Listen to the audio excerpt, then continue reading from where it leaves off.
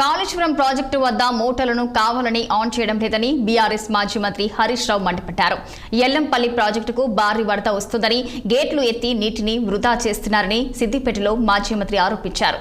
60,000 క్యూసెంకుల వరదను సముద్రంలోకి వదులుతున్నారని హరీష్ రావు దుయ్యబట్టారు.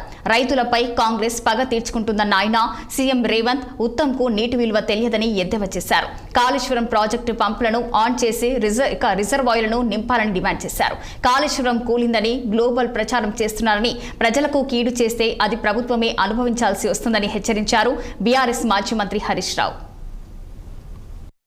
కట్టిన ఇల్లు పెట్టిన పొయ్యి లెక్క కాళేశ్వరం ప్రాజెక్టు ఉంటే ఈ రాష్ట్ర ప్రభుత్వం నీళ్లను సముద్రంలోకి వదులుతూ ప్రాజెక్టులను పడావు పెడతా ఉంది.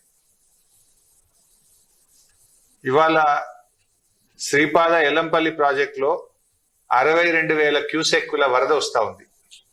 కడెం ప్రాజెక్ట్ నుంచి ఇంకా మధ్యాహ్నం తర్వాత అయితే అది 150,000 దాటపోతా ఉంది.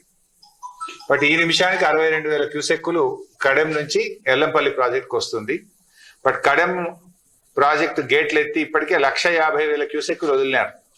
సాయంత్రం వరకు అది శ్రీపాద ఎల్లంపల్లి ప్రాజెక్టుకు వరద వస్తుంది. 62,000 క్యూసెక్కుల వరద వస్తే ఈ ప్రభుత్వం గేట్లు ఎత్తి సముద్రంలోకి వదిలేసింది. మీరు చేయాల్సింది ఏంది?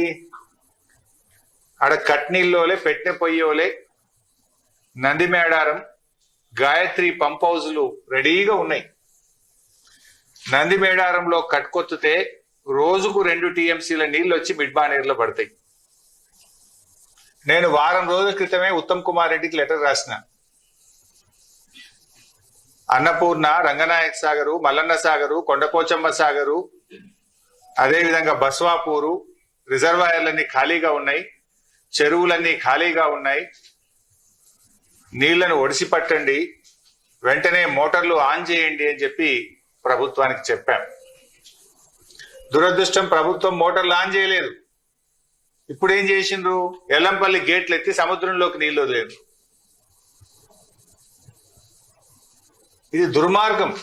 It's a criminal negligence. ఎవడైనా చుక్కను ఒడిసి పెడతాడు రైతుల కోసం.